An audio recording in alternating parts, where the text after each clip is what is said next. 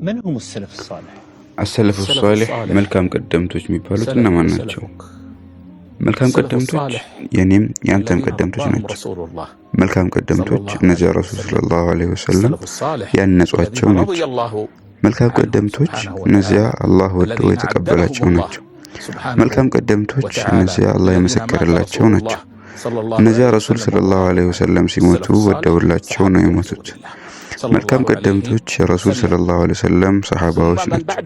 ከዛም ከሰሃቦች በኋላ ያሉት በሰሃቦች ይመዘናሉ። በሰሃቦች መንገድ የተጓዘ እርሱ ከመልካም ቀደምቶች ከሰለፎች ይሆናል።